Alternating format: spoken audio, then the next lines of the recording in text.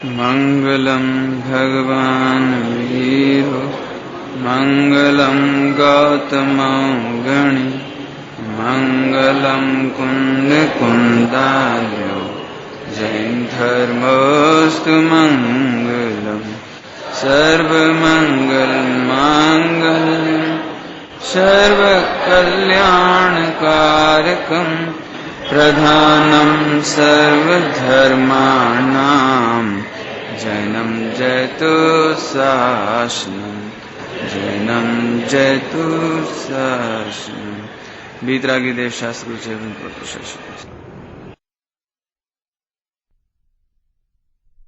की चर्चा चल रही है। हालांकि कोई जिज्ञासा हो तो पूछ सकते हैं आप लोग, क्योंकि समय कम है और एंगल बहुत है। हम ज्यादा एंगल स्पष्ट कर नहीं पाए कदाचित, और आपको कोई प्रश्न आए तो आप पूछ लेना। फिर से शुरुआत करते हैं हम। द्रव्य, गुण और पर्याय। द्रव्य और गुण तो नॉन चेंजेबल हैं, उनमें बदलावट नहीं होती। अनादिकाल से मैं जीव हूं तो जीव ही हूं। गुणों में भी फर्क नहीं पड़ता, अनंत गुणों में भी फर्क नहीं पड़ता। अब रही बात पर्याय की। पर्याय में परिवर्तन होता है, लेकिन उस परिवर्तन में भी अपनी नहीं चलती। जो पर्याय होनी है, क्या गजब है। अन्य मत में ये बात कोई मानने तैयार ही नहीं होगा, अपने में भी कोई नहीं माने। आम आदमी की बात कर रहे हैं, जैन व्यक्ति की बात हो तो ये तो गुरुदेव ने कैसे खोज के निकाला, नहीं कोई मानेगा ये बात। 3 काल की सारी पर्याय फिक्स।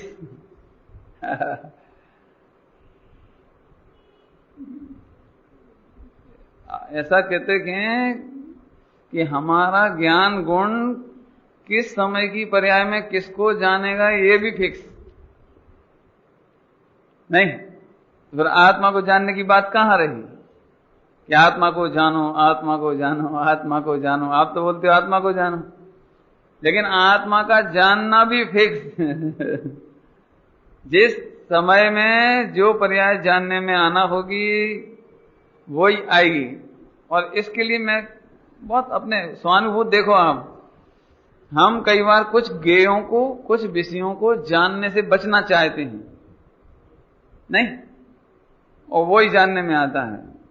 अब ये तो बहुत घटती है, रोजाना ही होता है आपके साथ। कोई बहुत सारी बातें ऐसी हैं जिन्हें हम नहीं जानना चाहते, नहीं विचार करना चाहते, लेकिन वो आए बिना रहता नहीं।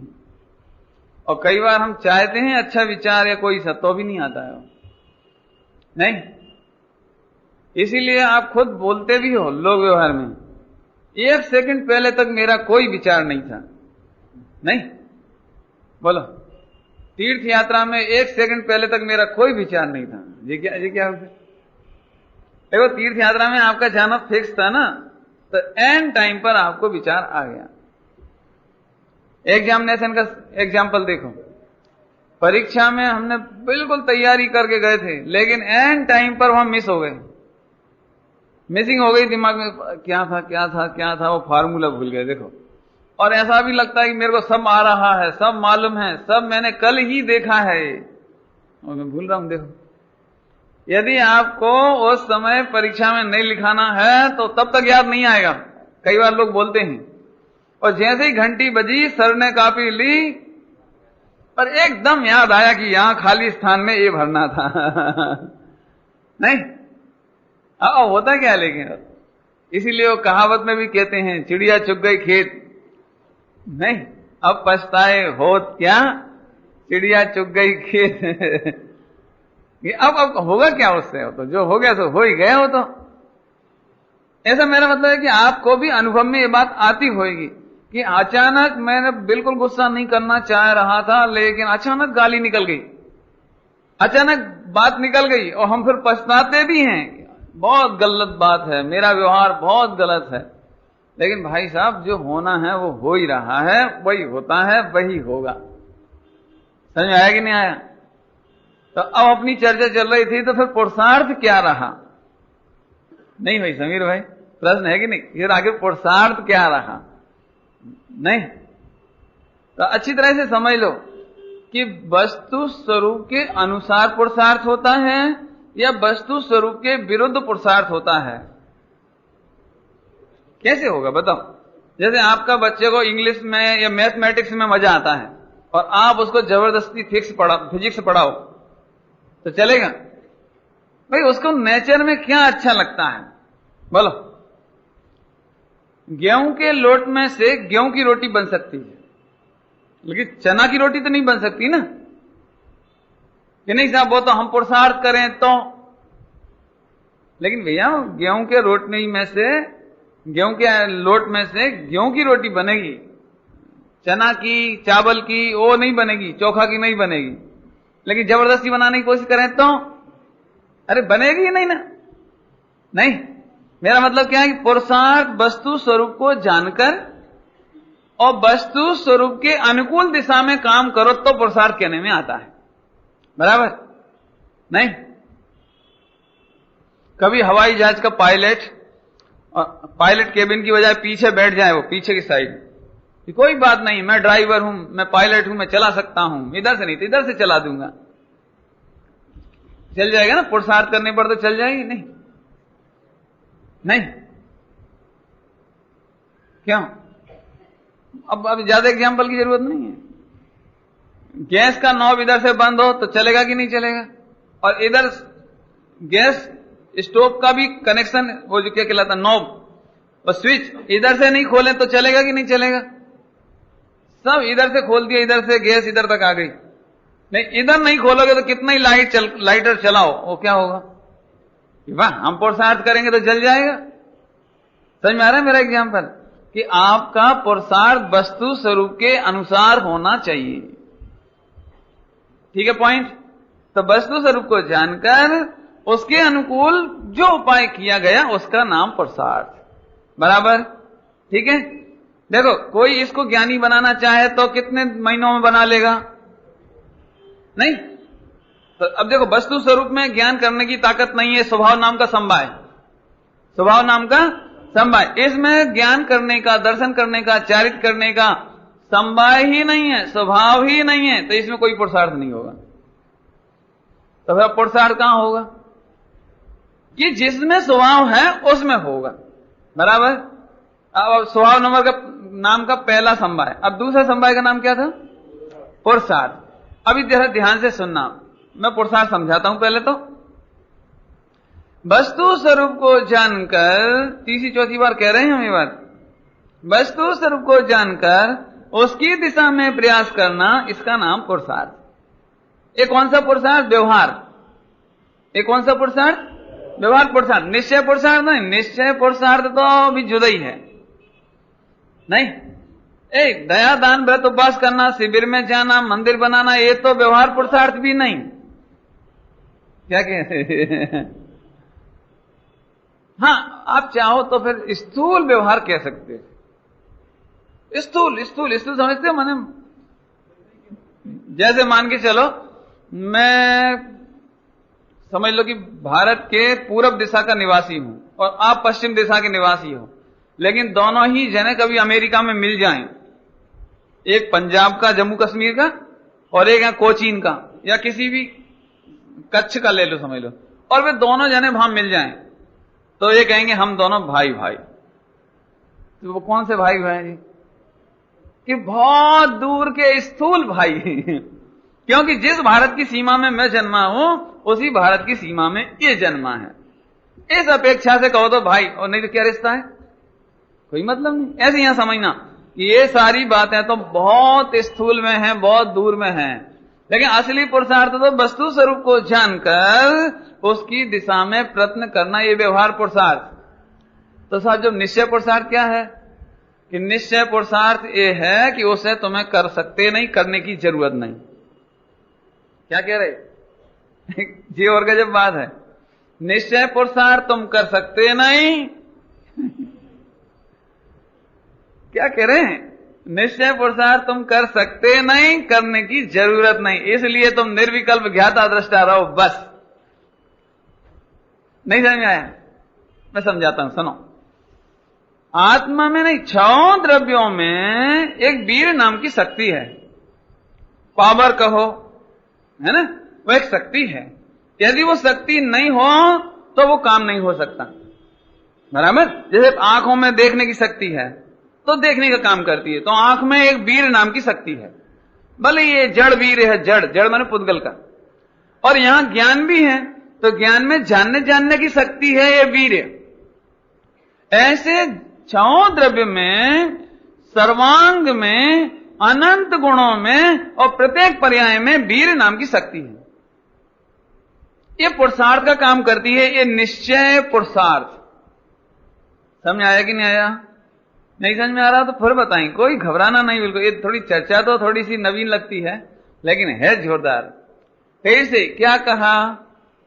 संपूर्ण विश्व में, छहों द्रव्य में, प्रत्येक गुण में और प्रत्येक पर्याय में पावर होती है, पावर, शक्ति। समझ में आया? उसकी शक्ति की जो कार्य हो रहा है प्रति समय, उसका नाम पुरुषार्थ। ये निश्चय पुरुषार्थ। इसलिए मैं कह रहा हूं कि वो आप नहीं करते, वो आप कर भी नहीं सकते। प्रत्येक पर्याय में अपनी पावर है। देखो मैं समझाता हूं, बहुत कोई कठिन नहीं बात, बहुत सरल। क्यों? हापुस का पेड़ हो तो आम मिलना चाहिए कि नहीं मिलना चाहिए? मिलना चाहिए कि नहीं मिलना चाहिए? अब हापुस के पेड़ में से हापुस का आम मिलना चाहिए, बात तो बराबर है। लेकिन अब देखना, ध्यान से सुनना, इसमें हापुस का है ये स्वभाव संभाय, लेकिन इसकी शक्ति कहां है?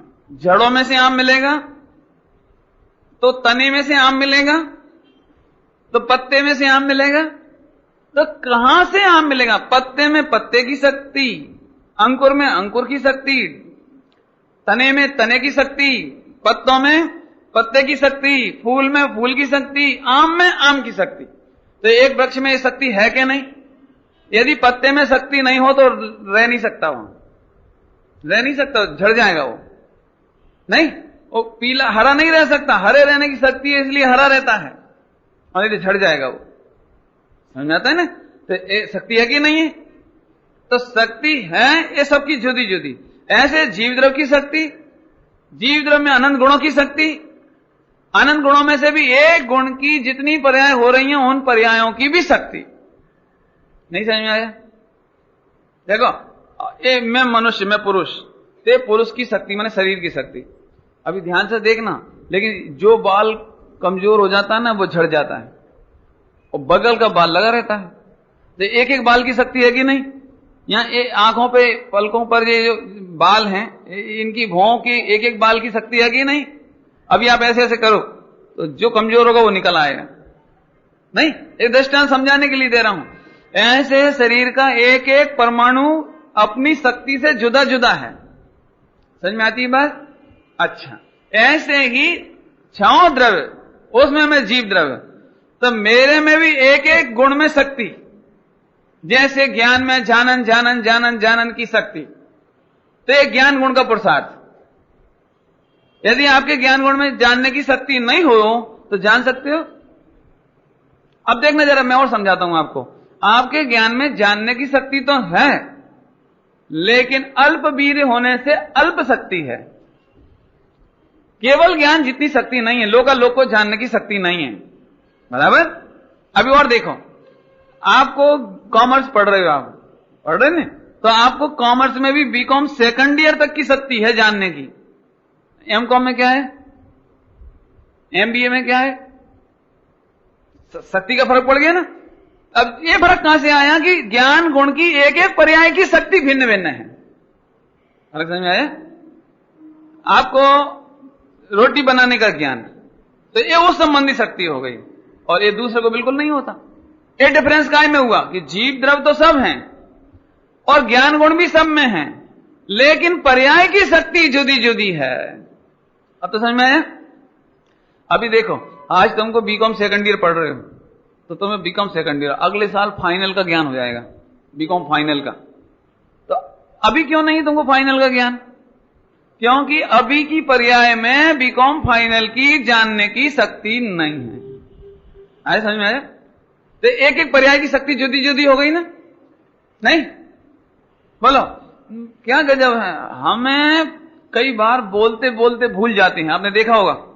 मैं कई बार बोलते बोलते मैं कहता हूं कि अभी एक बात बताना है, और फिर थोड़ी देर में क्या बोल रहा था मैं भूल गया। माने एक समय पहले की पर्याय में वो शक्ति थी, जान रही थी वो, और अगली पर्याय में वो भूल गई। ऐसा आपके साथ भी होता होगा? नहीं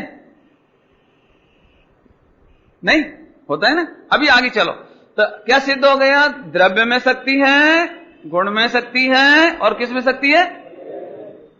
और इस शक्ति का नाम निश्चय पुरुषार्थ, इसका नाम निश्चय पुरुषार्थ। और व्यवहार से इसको जानना, पहचानना, ऐसे ही प्रवृत्ति करना, अर्थात ज्ञाता दृष्टा रहना, ये व्यवहार पुरुषार्थ। समझ में आया कि नहीं यार? और बाकी सब स्थूल दूर के कहने के पुरुषार्थ। क्या कह रहे? कहने के पुरुषार्थ। अभी तो अपन और बारीक चलेंगे, अभी चिंता नहीं करना। नहीं समझ में आए तो पूछ लेना, घबराना नहीं। हाँ भैया, फिर से द्रव्य गुण पर्याय समझ में आ गई? देखो गजब बात है। ये माताएं बहनें लड्डू बनाती हैं ना, लड्डू, तो कई बार लड्डू बनाते हैं, वो क्या कहते हैं, फैल जाती हैं, वो बिखर जाती हैं। तो फिर क्या करें? क्यों भैया, सामग्री वही की वही है, लड्डू क्यों नहीं बन रहे? अब गजब पर्याय की शक्ति नहीं है, देखो। और फिर माताएं क्या करती हैं कि उसको थोड़ी देर 5 मिनट हवा में रख देती हैं, ऐसे 2 मिनट, और फिर लड्डू बनाते तो पक्के बन जाते हैं। देखो क्या मतलब, क्यों 2 मिनट बाद उस पर्याय की शक्ति आई और वो काम होने लगा। समझ में आ गया कि नहीं आया? पर्याय की शक्ति समझ में आ गई? हाँ। नहीं, ऐसे तो बहुत हजारों लाखों एग्जाम्पल हैं। गांधी जी के पास एक महिला आई, जैसा हमारा बच्चा गुड़ खाता है क्यों गुजरात में गुड़ का बहुत रिवाज है ना, तो आप इसको ये बोल दो कि ये गुड़ ज्यादा नहीं खाया करे। तो गांधी जी बोले कोई बात नहीं है, after 1 week you have to come, 1 सप्ताह बाद आना आप। ठीक है, वो क्या करें, गांधी जी तो बहुत बड़ी अथॉरिटी थे ना, अब करें क्या, लौट गई वो। 1 सप्ताह बाद वो आई अपने बच्चे को लेकर। तो गांधी जी ने कहा बेटा गुड़ नहीं खाया करो ज्यादा। तो अच्छा, उसने चरण स्पर्श किया गांधी जी के, नहीं खाऊंगा। तो अब वो समझ, सबको मालूम होगी बात। तो माता जी बोली तुमने बेफिजूल में मेरा 1 सप्ताह खराब कर दिया, 1 सप्ताह का इतना गुड़ खर्च हुआ और आने जाने का इतना भाड़ा लगा आप तक मिलने के लिए आना पड़ा मुझे। उसी दिन बोल देते तो क्या बिगड़ता। अब आप तो समझ गए वो उत्तर क्या है। गांधी जी तो ये बोले कि वो मैं खुद ही खाता था, तो इसलिए इसको कैसे कहूं।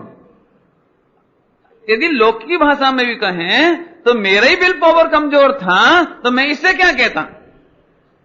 समझाए ना, ये दृष्टांत उनका है। लेकिन खरेखर बात तो यह है कि उस बच्चे के पर्याय में भी समझने की शक्ति उसी समय थी और इधर समझाने की शक्ति भी उसी समय थी, और 2 शक्तियां मिल गई। तो ऐसा कहने में आता है कि गांधी जी ने उसको नहीं, क्यों हमारे समझाने से प्रवचन समझ में आते कि नहीं आते हैं? हाँ देखो ये बोल रहा है बहुत जोर, हाँ बोलने दे। समझने की शक्ति और यहां समझाने की शक्ति, वो 2 पर्यायों की शक्ति मिलती है, इसलिए कहने में आता है कि आपने बहुत बढ़िया प्रवचन समझाया। नहीं, वो राजेश कह रहे थे, राजेश वो कल एक एग्जाम्पल बता रहे थे कि आपने वो एग्जाम्पल दिया था, नेहरू जी प्रदेश गए थे और टोंटी वाला, वो कह रहे हमें तब क्लिक नहीं किया वो, और फिर दूसरी बार सुना तब भी क्लिक नहीं किया, और तीसरी बार सुना तब भी क्लिक नहीं किया। लेकिन जब मैं उसको एडिटिंग कर रहा था तो एडिटिंग करना भूल गया मैंने कब समझने की शक्ति आई? वो उस समय समझने की पर्याय की शक्ति आई, तब समझ में आई। अब ऐसे तो बहुत एग्जाम्पल मिल जाएंगे आपको। मैं कौन सी शक्ति बता रहा हूं? या पर्याय की शक्ति। द्रव्य में शक्ति है, इसलिए अनादि से जीव है। गुण में शक्ति है, इसलिए ज्ञान गुण जानन का काम कर रहा है। दर्शन गुण देखने का काम कर रहा है। श्रद्धा गुण विश्वास का काम कर रहा है। लेकिन श्रद्धा गुण की भी एक पर्याय की शक्ति अलग अलग नहीं। कई बार अपने को लगता है इतनी अच्छी बात है तो मैं मान क्यों नहीं लेता, मुझे इस पर श्रद्धा क्यों नहीं हो जाती, मेरा इस पर विश्वास कायम क्यों नहीं हो जाता। बोलते कि नहीं बोलते? अब क्या गजब बात, अपन जान भी रहे हैं ये बात सच्ची है, मान लेना चाहिए। नहीं, डॉक्टर को समझाने की जरूरत है? उसे भी मालूम है कि मुझे सिगरेट नहीं पीना चाहिए, मैं जानता हूं कि ये कितना नुकसानदायक है, और श्रद्धा कायम नहीं हो पाती। देखो दर्शन समझ में आता है। तो इससे सिद्ध हो गया कि एक एक समय की एक एक पर्याय की शक्ति, ठीक है, ये है निश्चय पुरुषार्थ। क्या कहा? ये है निश्चय पुरुषार्थ। और व्यवहार से, कि व्यवहार से, ध्यान से सुनो, व्रत उपवास करना ये पुरुषार्थ नहीं है, दान देना ये पुरुषार्थ नहीं है। बहुत सरल बात है, आप समझ लेना। दूध को मीठा करने के लिए समझ लो शक्कर लगती है, तो 1 करोड़ का दान देने पर दूध मीठा होगा कि नहीं होगा? बस खलास हो गई बात। तो 1 करोड़ का दान देना दूध को मीठा करने का पुरुषार्थ नहीं है। अब दूध को मीठा करने के लिए क्या उपाय है? कि ये जानो, प्रथम तो जानो कि मीठी चीज क्या है और कौन सी चीज इसमें जाएगी कि मिठास हो जाएगी। बराबर? ऐसे ही धर्म करने का पुरुषार्थ कहो, मोक्ष मार्ग का पुरुषार्थ कहो, सम्यक दर्शन ज्ञान चाहित का पुरुषार्थ कहो, तो वो तो ये है कि सबसे पहले आत्मा को जानो। ठीक है? तो ये व्यवहार से पुरुषार्थ। अब व्यवहार से परमार्थ की तरफ चलें अपन। तो अपन आत्मा को जानने गए तो ये मालूम पड़ा कि द्रव्य गुण में तो कुछ करने की गुंजाइश ही, और पर्याय, प्रत्येक समय की पर्याय अपनी शक्ति लिए बैठी है। वो शक्ति कंबल होती नहीं, कंबल कर सकते नहीं।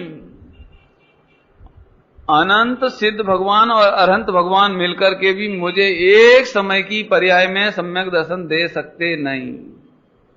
क्यों? क्योंकि वो एक समय की पर्याय की शक्ति अलंग है। सुबह की भाषा कल अलंग है, और अनंत अरहंत सिद्ध भगवान मिलकर भी नहीं दे सकते। साहब आप ऐसी बड़ी बड़ी बातें मत बोलो, लेकिन अपने पास एग्जाम्पल है ना। आदिनाथ भगवान ने अपने महर्षि को नहीं दे पाए ने। चलो आदिनाथ भगवान तो दूर के रिलेटिव थे, हालांकि पास के ही हैं, लेकिन फिर भी दूर के हैं। लेकिन भैया वो भरत चक्रवर्ती के तो लाखों पुत्र थे, तो वे तो अपने ब्रदर को समझा सकते थे, हैं? नहीं समझा सकते थे। ये तो सगे भाइयों की बात चल रही है। अभी तो और कितने रिलेटिव थे, वे नहीं समझा सकते थे। इंद्र तो समझा सकता था, लेकिन भैया एक समय की पर्याय फेरने में कोई समर्थ नहीं है। तो इससे क्या फायदा हुआ कि द्रव्य गुण अनचेंजेबल, इनमें हम कुछ नहीं कर सकते, और पर्याय में भी कुछ नहीं कर सकते, और कुछ नहीं कर सकते तो अब एक ही काम बचा, बस चैन से बैठो और करें क्या? नहीं, अब करें क्या? तो अब एक काम है कि ज्ञान गुण का काम जानना है, इसलिए तुम मजबूरी में जानते रहो बस। क्या कह रहे? तुम जानो ये नहीं कह रहे। क्यों कह रहा हूं कि तुम जानो? इसलिए नहीं कह रहा हूं कि तुम्हें जानने से भी क्या मतलब।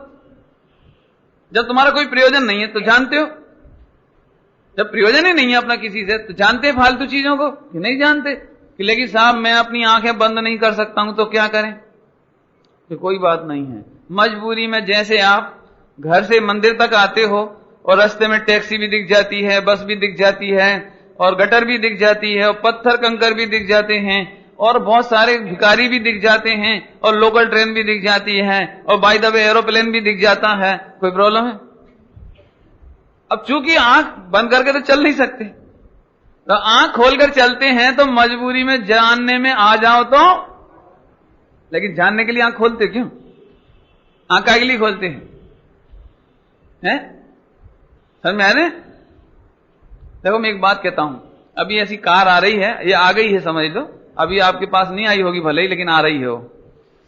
ऐसी कार आ रही है कि वो रिमोट सिस्टम से कंप्यूटराइज चलेगी, और आपको कुछ नहीं करना, आप तो केवल उसमें सो जाओ, बस सो जाओ। वहां अच्छी बढ़िया लंबी लंबी सीट है, आप आराम से लेट जाओ और सेटिंग कर दो उसमें, सेटिंग कि आपको कहां पहुंचना है, कि दिल्ली या कहीं भी, तो होल नाइट का सफर है, वो चलती रहेगी आराम से, आपको कुछ नहीं करना। अब बताओ मेरे को एक बात बताओ, जब आपका कुछ काम ही नहीं बाकी बचा, तो अब चैन से सोने के सिवा और क्या बचा? क्या करोगे बताओ? जैसे आप हवाई जहाज में बैठकर जाओ तो वहां कोई दृश्य तो दिखने नहीं है, नीचे देख नहीं सकते, ऊपर देख नहीं सकते, बगल में कुछ है नहीं, ज्यादा हो तो वही आकाश आकाश आकाश, और मिलेगा क्या? अब आप क्या करोगे वहां कि जबरदस्ती आंख फाड़ने की क्या जरूरत है, शांति से बैठो। समझ आया दृष्टांत? ऐसे ही आपका ज्ञान गुण सुपर प्रकाशक होने से आप चाहो कि पर को नहीं जाने तो भी संभव नहीं है, तो कोई बात नहीं, मजबूरी में जानते रहो, जानने में आ रहा हो तो जानते रहो, वो कोई दिक्कत नहीं है। लेकिन खरेखर देखा जाए तो पर का जानने का भी कोई प्रयोजन नहीं है। एक बात समझ में आ गई? अब मैं फिर से कहता हूं कि अब हमारे लिए कोई काम बच गया द्रव्य गुण पर्याय में? नहीं बचा, तो अब करें क्या कि कुछ नहीं करो तो हाथ में हाथ रखो और ज्ञाता दृष्टा रहो। रहो माने रह ही रहे हो, क्या कह रहे हैं? एक ज्ञाता दृष्टा होना है कि हो है? हो? हा। इसका नाम मोक्ष मार्ग का सम्यक दर्शन का पुरुषार्थ। अब इसमें कौन सी गाथाएं रटवाई? कौन सा पुरुषार्थ करना है बोलो? रटने का, पढ़ने का, सीखने का कुछ नहीं। इतना सदगुरु कहें सहज का समझते हो? जैसे फूल खिलता है ना, तो बिल्कुल भी मेहनत नहीं करनी पड़ती और खुशबू अपने आप उड़ती है। जैसे सूरज निकलता है ना, तो सहज का धंधा है। सहज का धंधा क्या कि जहां जहां सूरज की किरणें जाती हैं, सूरज जाता है, वहां प्रकाश लबालब हो जाता है। समझ में आया? ऐसे ही सदगुरु कहें सहज का धंधा। तो फिर क्या सहज? ये आप फिर से जान लो, आत्मा में कौन सा गुण है कि ज्ञान। ज्ञान का काम जानना की करना? जानना, बराबर। तो यह ज्ञाता दृष्टापना ही जीव का पुरुषार्थ है। एक करने वाला पुरुषार्थ की बात नहीं चल रही। पुरुषार्थ करो, वो नहीं चल रही। ये अनादि निधन, अनादि काल से जीव ज्ञाता दृष्टा रूप रहता है, ये पुरुषार्थ है उसका। और आज भी वो ज्ञाता दृष्टा ही है, ये पुरुषार्थ है उसका। और भविष्य में अनंत काल तक क्या रहोगे? पक्की बात है जयंती भाई, सही है। आपको तो ऐसा लग रहा होगा कि वो ज्ञाता दृष्टा है, आप कह तो रहे हो, लेकिन हमने तो ये सुना कि ज्ञाता दृष्टा रहो तो पुरुषार्थ है, ज्ञाता दृष्टा रहो तो पुरुषार्थ है। बस समझ आया हमारा समीर भाई? क्या सुना है आपने? पुरुषार्थ करके ज्ञाता दृष्टा हो, ये बात सच्ची है कि नहीं है? ये सुना तो यही है, ज्ञाता दृष्टा रहने की आदत डालो। अब भैया थोड़ा सा मेहनत करो। क्या मेहनत करो? कि पंडित जी जब गुस्सा आता है ना, तो ज्ञाता दृष्टा नहीं रह पाते। नहीं, सच्ची बात है ना? जब गुस्सा आता है तो अपन ज्ञाता दृष्टा नहीं रह पाते ना। कि सुनो भैया, अपन ज्ञाता दृष्टा ही रह सकते हैं। सुन लेना, घबराना नहीं। अपन ज्ञाता दृष्टा ही रह सकते हैं। जैसे गेंदे के फूल में से गेंदे की खुशबू आ सकती है और दूसरी फूल की खुशबू नहीं आ सकती। जैसे शक्कर में से मिठास ही आ सकती है, खारापन नहीं आ सकता है। आ सकता है क्या? ऐसे आत्मा में से ज्ञाता दृष्टापना ही रह सकता है। दूसरा काम, हाँ भैया, अब क्या करना है फिर से बोलो। क्रोध के काल में ज्ञाता दृष्टा रह पाते कि नहीं रह पाते हैं? क्या विचार है? रह पाते कि नहीं? बोलो भैया। हाँ, पक्की बात है। तो आप शंका तो नहीं होगी कि मैं क्रोधी हो गया? क्या? बहुत सरल है, आपको सब पढ़ा चुके हम। अब तो मेरे ख्याल से रिवीजन के सिवा कुछ नहीं हो रहा है, सब पढ़ा चुके। मेरे ख्याल से तो जैन सिद्धांत प्रवेशिका के बाद आपको मुझे बुलाना ही नहीं चाहिए था। इतनी बढ़िया उसकी पढ़ाई हो चुकी है, उसके बाद कुछ बचता नहीं है। हाँ, जैसे दर्पण में अग्नि झलके या काला पर्दा झलके, तो दर्पण तब भी स्वच्छ ही रहता है। दर्पण बिल्कुल मलिन नहीं होता, काला नहीं होता। ऐसे ही जीव अनादिकाल से ज्ञायक ही है, ज्ञायक ही था और ज्ञायक ही रहेगा। सही आया? थोड़ा आगे आगे आ जाओ भैया, बहुत जगह गैप बच रहे हैं ना। आगे आगे आ जाओ।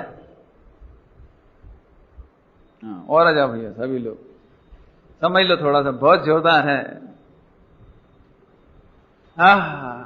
तो फिर अपन ने कोई मेहनत करके ज्ञायक नहीं होना है।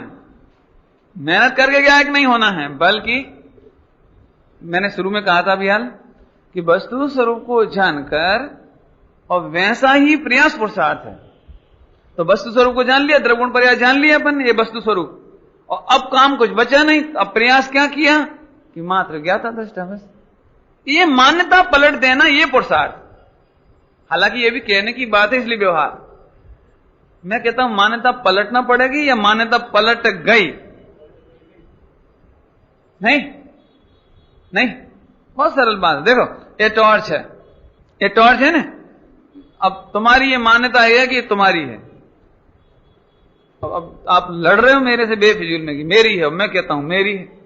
फिर हमने बोला कि एक काम करो, ना तुम्हारी है ना मेरी है, जिसकी सिद्ध हो जाए उसकी है।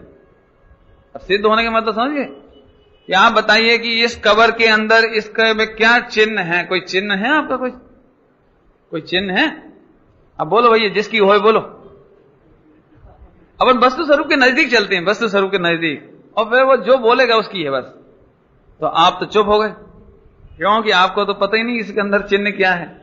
और मुझे मालूम है कि यहां पर स्वस्तिक बना हुआ है। बोलो बना हुआ है कि नहीं हुआ है? तो फौरन सामने वाले ने कहा कि हाँ हाँ स्वस्तिक बना है, स्वस्तिक बना है, मुझे ही मालूम है। तो हमने खोल के देखा तो ओम निकला। क्यों? क्योंकि मुझे मालूम था कि जो मैं बोलूंगा वो तुम बोल सकते हो।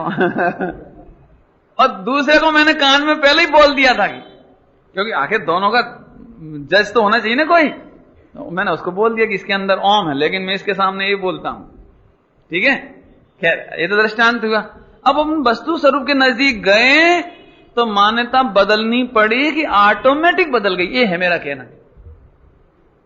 बोलो, हम इस टॉर्च को अपनी मान रहे थे आप, लेकिन जैसे चिन्ह देखा, अरे ये तो हमारी है ही नहीं, तो मान्यता बदलनी पड़ी या ऑटोमेटिक श्रद्धान बदल जाता है?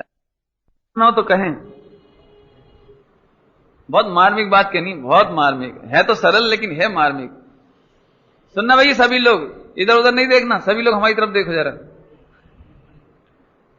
जो बात है ना वो सीधी अटैक होनी चाहिए। देखो, हो सके तो आज के बाद आप सम्यक दर्शन करने की कोशिश मत करना।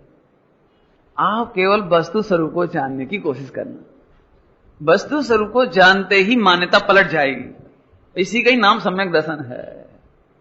आज हम सम्यक दर्शन के नाम पर कंसेंट्रेशन, ध्यान, चिंतन, मन जाने कहां गहरे गहरे हैं। लेकिन मैं आपको कितना बढ़िया एग्जाम्पल दिया। बोलो, आपके पास इसकी रसीद है? नहीं ना, बिल नहीं है, रसीद नहीं है। मेरे पास है इसका बिल। तो अब बस वस्तु स्वरूप वो बिल जैसे ही देखा, मान्यता पलटने में कितनी देर लगेगी? ऐसे ही तुम लोगों को आज बहुत गलत फहमी सब। अब आत्मा को तो हम जानते हैं, आत्मा को तो हम जानते हैं, लेकिन अब मैं ट्राई कर रहा हूं निर्विकल्प स्व संवेदन, निर्विकल्प स्व संवेदन, निर्विकल्प स्व संवेदन। बहुत मेहनत चल रही है। 80-20 क्या ये 80-20 मालूम नहीं? बता चुके होंगे पहले। ऐसे लोग पुरुषार्थी हैं जो अभी कोई 50-50 में है, कोई 40-60 में है। अरे ऐसा नहीं होता भैया।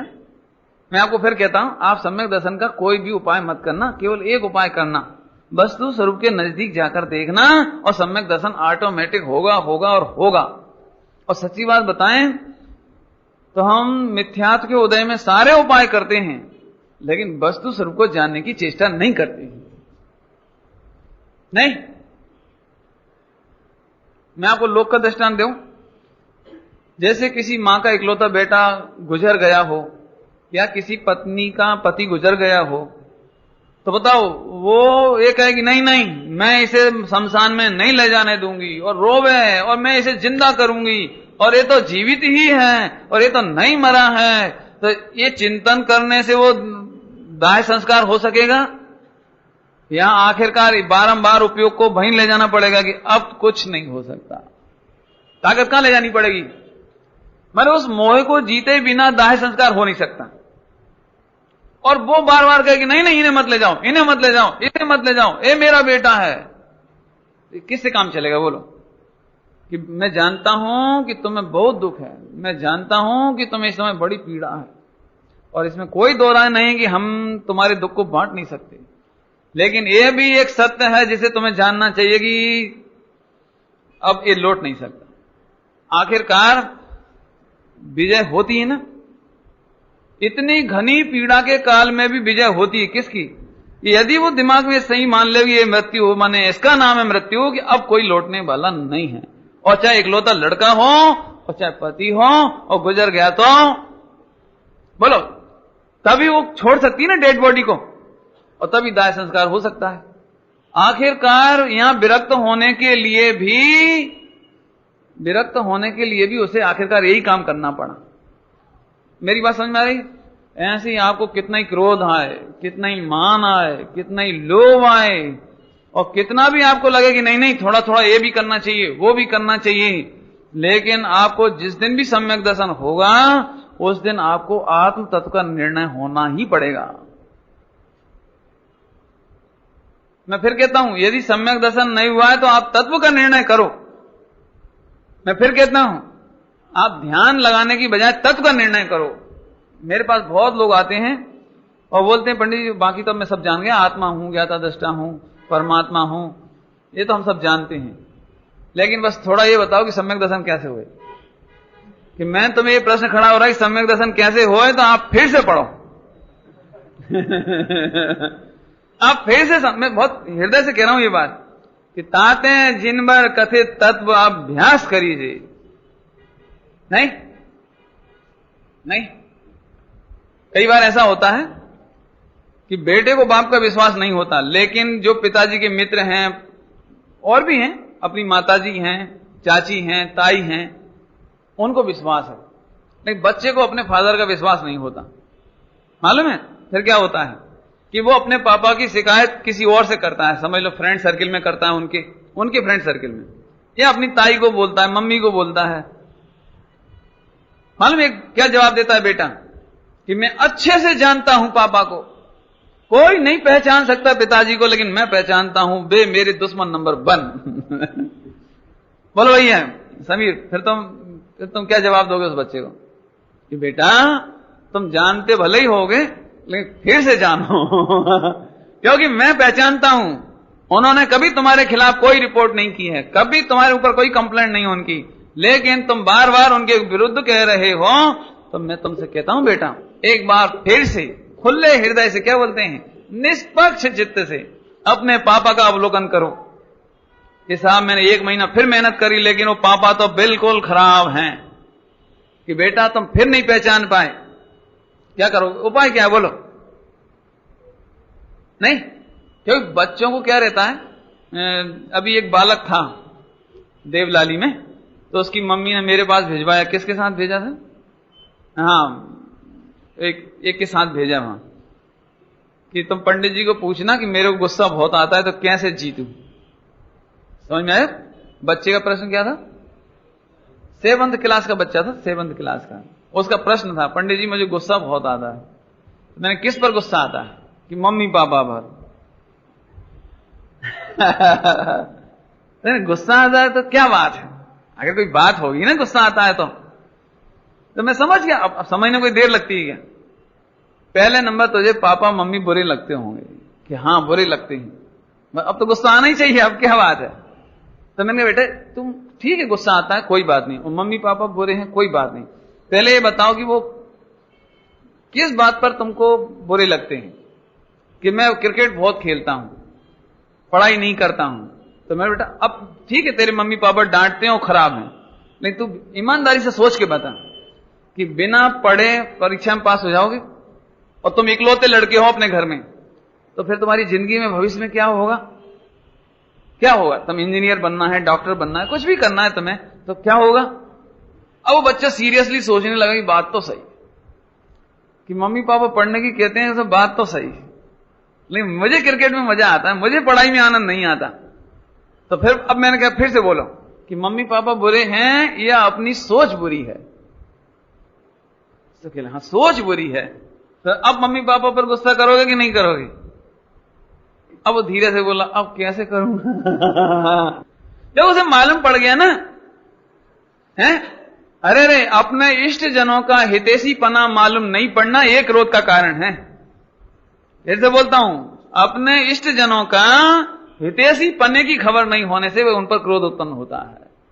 अब बोलो उस क्रोध को जीतने का क्या उपाय है? या फिर से विचार करो कि मम्मी पापा खेलने के लिए मना करते हैं तो क्यों, पढ़ने के लिए बार बार टोकते हैं तो क्यों? नहीं बोलो, तुम्हारे पेट में कीड़े पड़ रहे हैं और मम्मी लड्डू खाने से मना करती है तो फिर फायदा है कि नुकसान है? अब ये विचार तो करना ही पड़ेगा। वस्तु स्वरूप के विचारे बिना पुरुषार्थ नहीं हो पड़ता, वो नहीं हो सकता। वो तो आपको वस्तु स्वरूप का निर्णय करना पड़ेगा। फिर से कहता हूं, जिन्हें सम्यक दर्शन नहीं हुआ हो और भले ही वे पंडित हों, बहुत शास्त्र पढ़ लिए हों, तो भी वे फिर से वस्तु स्वरूप का ज्ञान करें। ये नहीं सोचना मुझे तो बहुत आता है, बहुत आने से कुछ नहीं होता। आप सही आता है कि नहीं आता है? क्या कह रहे? बहुत आने से काम नहीं चलता, सही आने से काम चलता है। समझ में आया कि नहीं आया? नहीं? चलें आगे चलें। तो अब वस्तु स्वरूप को जानने चलते हैं अपन। फिर भी कोई ऑब्जेक्शन करे, ऑब्जेक्शन कंप्लेंट किस बात की? कि वाह ज्ञाता दृष्टा रहना पुरुषार्थ है कि कुछ करना पुरुषार्थ है? मैं प्रश्न फिर से रिपीट कर दिया, ये कुछ करें इसका नाम पुरुषार्थ, या मात्र ज्ञाता दृष्टा रहें इसका नाम पुरुषार्थ? ये तो अभी बोल रहे हो। समझ आया? तो बहुत सरल है। मैं आपको एग्जाम्पल रखता हूं बिल्कुल सामने। देखो भैया, सिद्ध भगवान सिद्धालय में विराजमान हैं तो वे पुरुषार्थी हैं कि पुरुषार्थ से रहित हैं? माने कितना तगड़ा पुरुषार्थ होगा कि 3 लोग जलता हुआ, 3 लोग में कटते हुए, 3 लोग में मरते हुए, 3 लोग की गटर, 3 लोग की गंदगी, और 3 लोग में अनंत काल में जो माता पिता हुए हैं अपने, वे सब मरते हुए जलते हुए दिखाई दे रहे हों, और अपन निर्दोष थे फिर भी सामने वाला हमें मार रहा था भूतकाल में, वो सब नजर आ रहा हो। और भविष्य काल में भी अनंत जीव नरक में, निगोद में, त्रियंच में, अग्नि में जलते मरते। क्यों? वो वर्ल्ड ट्रेड सेंटर को गिरते हुए देखकर तुमको कैसा लगा था? मजा आया कि नहीं आया? और अफगानिस्तान में लाखों लोग मर रहे थे, तुम्हें मजा आ रहा था कि नहीं? लेकिन उन्हें 3 काल में सदा काल अफगानिस्तान दिखता रहेगा। और ऐसे भविष्य में कितने बम विस्फोट होंगे, कहां कहां युद्ध होगा, कहां कहां लड़ाई झगड़ा मार काट, वो कब तक दिखेगी भगवान को? अनंत काल तक दिखेगी। तो पुरुषार्थ है कि नहीं?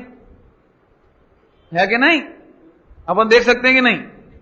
अपने बच्चे को जलता मरता कटता, और ऐसे भूतकाल की सारी पर्याय अनंत काल तक दिखेंगी, और भविष्य में भी कौन कौन का क्या क्या होने वाला वो भी दिखेगा। लेकिन फिर भी वे ज्ञाता दृष्टा तदपि निजानंद रसलीन। तो अनंत वीर है कि नहीं? अनंत पुरुषार्थ है कि नहीं? बराबर। फिर से सुनना, तो सिद्ध भगवान अनंत पुरुषार्थी हुए। कर क्या रहे हैं? बस हमारा एक प्रश्न है, कर क्या रहे हैं? अनंत पुरुषार्थ तो है, लेकिन कर क्या रहे हैं? ठीक है, ध्यान से सुनना। तो सचमुच आपको लगता है ज्ञाता दृष्टा रहना ही पुरुषार्थ है? समझ में आया? ऐसे ही भाई साहब, ज्ञाता दृष्टा एकमात्र पुरुषार्थ है। कोई हमें गाली दे और फिर भी हम शांत ज्ञाता दृष्टा रहें, उसके प्रति राग द्वेष रूप परिणमित ना हो, ये पुरुषार्थ कम है? क्या बोलो, पुरुषार्थ कम है? हैं?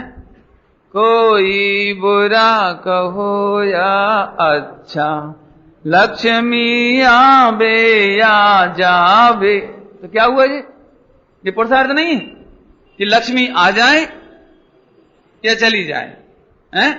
और लाखों वर्षों तक जीऊं या मृत्यु आज, ये पुरुषार्थ नहीं है कि हम मरने तैयार हैं, अभी मरे तो अभी, और लाखों वर्षों तक जिए हैं। ये पुरुषार्थ नहीं है ज्ञाता दृष्टा का, कि जिसे मरने में भी मजा नहीं और जीने में भी दुख नहीं, जीने में भी मजा नहीं, मरने में भी दुख नहीं, तो ये ज्ञाता दृष्टा रहा कि नहीं रहा? जीवित के मरने नहीं न्यूनाधिकता, नहीं?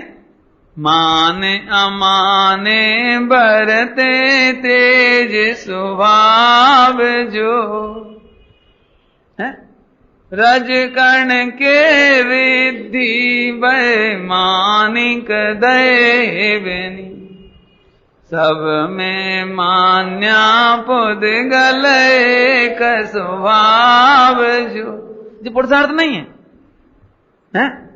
एकाकी विचर तो बड़ी शमशान मां, जो पुरुषार्थ नहीं है। काय के बल पर शांत है बोलो?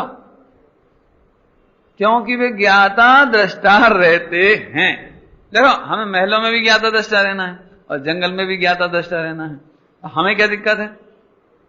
क्यों? आज तक किसी भी इंडियन पैसेंजर ने, यानी कोई से ही पैसेंजर ने, रेलगाड़ी की यात्रा करने वाले ने आज तक ये नहीं कहा कि साहब इस रूट से मैं नहीं जाना चाहता। बोले क्यों? कि यहां के वृक्ष और मॉडल अच्छे नहीं हैं। अरे मैं तो यहां पर भी कोरा ज्ञाता दृष्टा हूं और इस रूट से मेरी ट्रेन जाएगी तो भी ज्ञाता ही दृष्टा रहना, कुछ फर्क पड़ने वाला है? नहीं ये पड़ने वाला। ऐसे ही शमशान में रहें दिगंबर मुनिदास की महलों में रहें, कहीं चले जाएं, जो ज्ञाता दृष्टा है वे कहीं रहें, ये उनका पुरुषार्थ हुआ। अब तो समझ में आया कि नहीं आया? तो ज्ञाता दृष्टा पना ही पुरुषार्थ से समझ में आया कि नहीं आया? ठीक है, नहीं? अब आगे चलें तो कौन से गुण की शक्ति की बात चल रही थी जी? वीर्य। और कौन से द्रव्य में है? छाओ द्रव्य में, बराबर। अब आगे चलते हैं अपन। एक बात बताओ, जब तुम में भी शक्ति है और तुम्हारे पुत्र में भी भगवान बनने की शक्ति है, तो तुम्हें पुत्र की टेंशन करना चाहिए कि अपना करना चाहिए? किसका टेंशन करना चाहिए? टेंशन क्या गजब है, जब तुम में भी शक्ति है और दूसरे में भी शक्ति है। क्यों? दोनों बाप बेटे स्वस्थ और भोजन करने गए तो पिताजी को किसकी चिंता होनी चाहिए? अरे वो अपने हाथ से उठा लेता है, चबा लेता है, खा लेता है और जितनी भूख लगेगी उतना ही लेगा वो। तो तुम्हें कोई टेंशन होता है? नहीं होता है ना। ज्यादा हो तो तुम अपना अपना विचार करो, दूसरे का विचार। चलो समझ गए हमारा पॉइंट? अरे रे, जगत के प्रत्येक द्रव्य में अपना अपना पुरुषार्थ है, अपनी अपनी शक्ति है। तुम दूसरों की चिंता छोड़ दो। यहां बढ़िया प्रवचन चल रहा होए तो बार बार उपयोग पत्नी पे चला जाए। नहीं नहीं, कभी कभी कोई की पत्नी इधर बैठी हो, वो ऊँगती होए तो उसको ऐसा लगे इतना अच्छा पॉइंट आ गया, अब जगाऊं कैसे? और लेकिन तुम जागो, उसके चक्कर में तुम मत सो। नहीं क्यों? तुमको नहीं चिंता लगती है ना? मैं पापा तो आए लेकिन पीछे बैठी, पता नहीं सुन रहे कि नहीं सुन रहे। नहीं, या फिर ऐसा उपयोग जाता है, कोई बात नहीं, रास्ते में लौटते समय इस विषय की चर्चा करेंगे, टॉपिक पे चर्चा करेंगे। अरे तुम अभी यहीं रहो। आप समझो अच्छी तरह से, एक एक पर्याय अपनी सामर्थ्य लिए बैठी है, एक एक द्रव्य अपनी अपनी सामर्थ्य लिए बैठा है और इसका निर्णय करना ये ओरिजिनल पुरुषार्थ है आपका। बाकी और करना धरना बदलना समझाना समझना, अरे ये पुरुषार्थ नहीं है। चिंता नहीं करना, बराबर। अब आगे चलो। पुद्गल में जो काम हो रहा है वो तो आपको ही करना पड़ता है कि पुद्गल ही कर लेता है? कर लेता है। तो फिर पुद्गल की टेंशन करने की जरूरत है नहीं है, बराबर। क्यों? क्योंकि प्रत्येक पुद्गल परमाणु में अपना कार्य करने की, अरे क्या आजादी का मार्ग है बोलो। एक हापुस का बीज डाला और टेंशन रहित, अंकुरण की शक्ति, डालियां निकलने की शक्ति, पत्तों की शक्ति, फूल की शक्ति, फल की शक्ति है ना। और कब आती वो शक्ति? बिल्कुल अपने समय से आती है। आपको कोई चिंता की जरूरत? कल्पना करो भैया, आपको वृक्ष संवारने की ताकत आपको लगानी पड़ती है। आपको सारे फूल आपको निकालने पड़ते खींच खींच के लाखों, और फिर उनको फूकना पड़ता मिट्टी नहीं चढ़ जाए, नहीं, और फिर पानी से उन्हें धोना पड़ता। तो एक पेड़ की भी सेवा नहीं कर सकते थे आप। लेकिन इस जगत में असंख्यात वृक्ष हैं और सब मस्त हैं। देखो सब फल फूल अपने टाइम से आ रहे हैं, नहीं आ रहे? करना पड़ता है कुछ तो आनंद है कि नहीं है बोलो। अभी इस मनुष्य को कोई पुद्गल की करने की जरूरत नहीं है। कुछ जरूरत नहीं होने पर भी ओ हो ध्यान से सुनना। किसी के 2 पुत्र हैं, वो अपनी पढ़ाई कर रहे हैं, टाइम से परीक्षा दे रहे हैं, सब कुछ कर रहे हैं, लेकिन पिताजी की आदत ऐसी है कि मैं नहीं होऊंगा तो इनका क्या होगा, फैक्ट्री कौन चलाएगा, बिल्डिंग कौन मेंटेन करेगा, अकाउंटेंसी कौन रखेगा, अरे भगवान मैं इनको कैसे बड़ा कर दूं, इनको कैसे पैरों पर खड़ा कर दूं, और कैसे कर दूं, बस कर दूं। ऐसा होता है, ऐसा लग रहा है जैसे कि सारी की सारी बैटरी चार्ज करने का पूरा इनके ही पास है। मेरे ख्याल से आप समझ गए होंगे। आप बेफिजूल का टेंशन छोड़ दो, नहीं,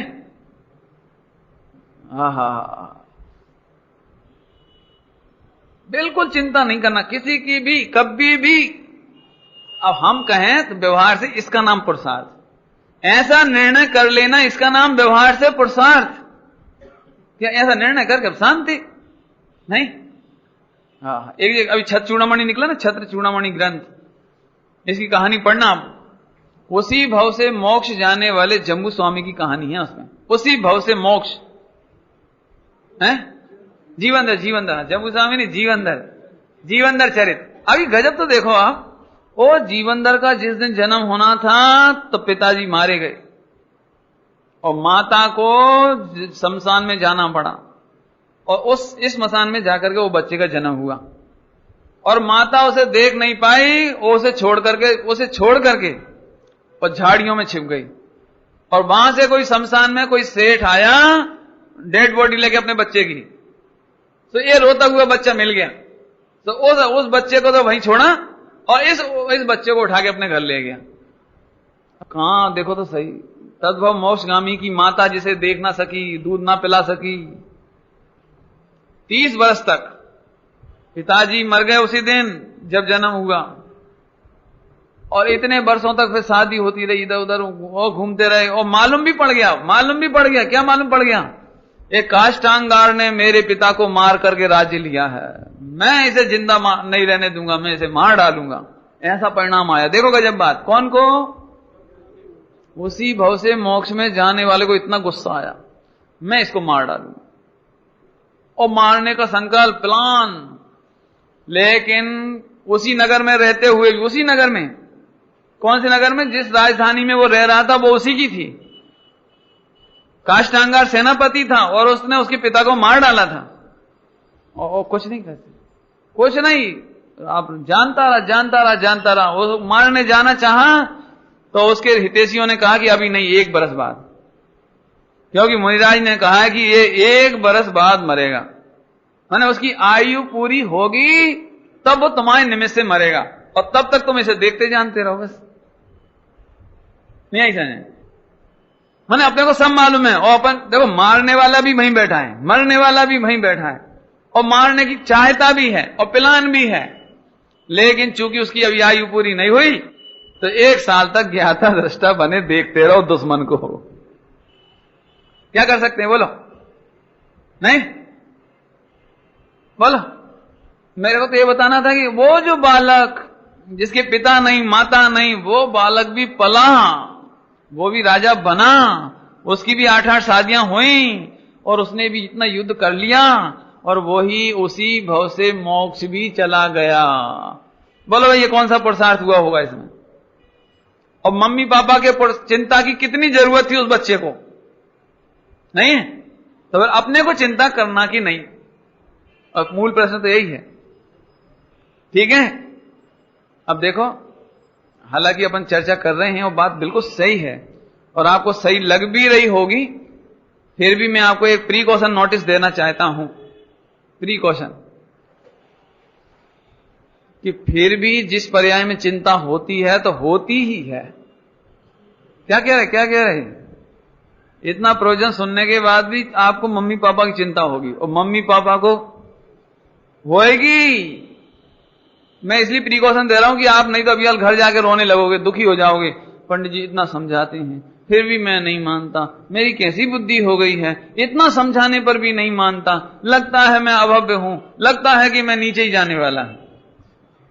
तो इसलिए मैं प्रिकॉशन दिया है, आप बिल्कुल मत घबराना। सम्यक दृष्टि धर्मात्मा को भी ऐसा भाव आता है, लेकिन ध्यान से सुनना, ऐसे भाव के आने का नाम अपना पुरुषार्थ नहीं मानना। कुछ और बात सुन सकते हो? सुना दे कि नहीं सुनाए? सुना दे रहे हैं? बुरा तो नहीं मानोगे? गलत तो नहीं समझोगे? सुनो, ये जो भाव आता है ना, वो भी अपने पुरुषार्थ से ही आता है। क्या कह रहे हैं? क्या कह रहे हैं? ये जो स्त्री पुत्रादि की चिंता होती है, इसमें भी आत्मा का ही पुरुषार्थ लगता है ना? कंफ्यूजन होगी ना? नहीं आई समझ में? अभी तक आपने ये सुना होगा कि जीव पुरुषार्थ करके मोक्ष में जाता है, लेकिन मैं जो कहना चाहता हूं वो ये कहना चाहता हूं कि जीव पुरुषार्थ से ही मिथ्यात्व पैदा करता है।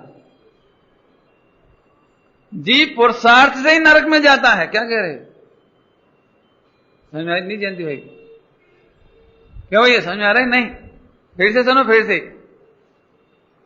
नहीं समझ में आया तो कोई बात नहीं, समझने की कोशिश करना। क्योंकि अभी तक अपन नहीं सुना है मोक्ष मार्ग का पुरुषार्थ, सम्यक दर्शन का पुरुषार्थ, ज्ञाता दृष्टा का पुरुषार्थ, और ये तो कभी सुना ही नहीं कि मिथ्यात्व का ही पुरुषार्थ। क्यों? लोगों को क्या लगता है मिथ्यात्व का पुरुषार्थ तो करने की क्या जरूरत है, वो तो अपने आप ही हो जाता है। लेकिन हमने क्या कहा था? कोई भी कार्य होता है तो वो बिना शक्ति के नहीं होता, उसमें शक्ति है पर्याय की, इसलिए पुरुषार्थ है। पकड़ में आएगी नहीं पॉइंट? जो पर्याय हो रही है, जो कार्य हो रहा है, चाहे वो मिथ्यात्व हो, चाहे वो सम्यक दर्शन हो, चाहे वो राग देश हो, और चाहे वीतरागता हो, लेकिन उस पर्याय की शक्ति है कि नहीं? तो शक्ति से काम हुआ कि नहीं हुआ? तो फिर नरक पुरुषार्थ से जाते हैं कि बिना ही पुरुषार्थ के चले जाते हैं? समझ में आया कि नहीं आया? मैं समझाता हूं, सुनो। गुरुदेव श्री इसको ऐसा कहते थे, ये जीव स्वभाव में भी ईश्वर है और विभाव में भी ईश्वर है। लेकिन ऐसा कहते हैं गुरुदेव, क्यों? कि ये अपना काम करना चाहे तो भी अपनी शक्ति से ही करता है। मैं समझाता हूं, सुनो। एक आदमी आत्महत्या करता है ना, तो चक्कू उठा के पूरी ताकत से मारता है। अब उसमें ताकत ही नहीं हो तो वो चक्कू यहां से करे तो मरेगा वो। तो आत्मघात करने के लिए भी नहीं चाहिए। क्यों? नहीं समझ आया भाई? दूसरे को चक्कू से मारना हो तो ताकत चाहिए ही नहीं, है ना? आठ कर्मों, अब 8 कर्मों का व्यवहार का दृष्टांत है, ये 8 कर्मों का नाश करना हो तो कदाचित पुरुषार्थ चाहिए, लेकिन अकल्याण करना हो तो शक्ति नहीं चाहिए, है? बोलो, वो शक्ति नहीं हो तो काम कैसे होए? ऐसे आप समझना कि जीव ने मिथ्यात्व भी किया तो पुरुषार्थ है वो उसका। फिर से सुन लो अच्छी तरह से। क्यों? क्योंकि पुरुषार्थ इंडिविजुअल होता है, पुरुषार्थ बाहर से नहीं होता। नहीं समझ में आया हो तो मैं बताऊं? समझ में आया कि नहीं आया भैया? मैं समझाता हूं। हालांकि ये बहुत कठिन चर्चा लेके बैठ गए अपन शाम के टाइम। शाम के टाइम तो कथा कहानियां हो, थोड़े हास्य हो, क्यों? नहीं कोई बात नहीं। अब देखो, आपके भाग्य में जितने लोगों को समझ में आए उतना अच्छा। लेकिन समझने जैसी बात है, जरा ध्यान से सुनना मैं क्या बताना चाहता हूं। देखो, क्या क्या बता रहा था पुरुषार्थ के बारे में? हैं? अब मैं एक प्रश्न खड़ा करने वाला था, वो भूल गया मैं। एक प्रश्न खड़ा करने वाला था कि वो पुरुषार्थ कैसे है, वो प्रश्न भूल गया, दिमाग में से निकल गया। देखो ये है, देखो कम है। हाँ, ये देखो, उस पर्याय की शक्ति नहीं था, अभी भूल गए। हो सकता है थोड़ी देर में याद आ जाए क्या कहना चाह। बहुत बढ़िया पॉइंट था।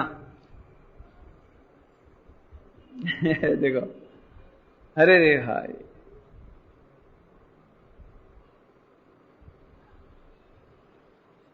बिल्कुल दिमाग में चढ़ गई है। देखो, जैसे फ्यूज उड़ जाता है ना। कोई बात नहीं, यदि कल तक याद आएगा तो कल बताएंगे, लेकिन है बहुत मार्मिक पॉइंट था। मैं वही समझाने के तारतम्य क्यों मैं बताना चाहता था कि यदि कोई कंप्लेंट करेगी नहीं, ऐसे कैसे? हाँ, आ गई याद। सुनो। सुनो, कोई कंप्लेंट करे कि ऐसा कैसे, उल्टे काम का ही कहीं जीव को पुरुषार्थ करना पड़ेगा। वो तो जरूर पंडित जी संयोग का ही कमाल है, इसलिए जीव नरक में जाता है। यदि जीव टॉकीज में नहीं अटके, खाने पीने में नहीं अटके, स्त्री पुत्रादि में नहीं अटके, तो बोलो मोक्ष होए कि नहीं होए? होए कि नहीं होए? इसलिए हमारी तो ये मान्यता है कि मोक्ष जाने के लिए तो जीव स्वाधीन है, लेकिन नरक वगैरह जाना हो तो स्त्री पुत्रादि के पराधीन है। राग द्वेष क्रोध मान एक सब मिथ्यात करने के लिए तो संयोग में पुद्गल होए, कपड़ा होए, स्त्री पुत्रादि हो तो जीव धर्म नहीं कर सकता। ये आपकी कंप्लेंट समझ में आया प्रश्न हमारा?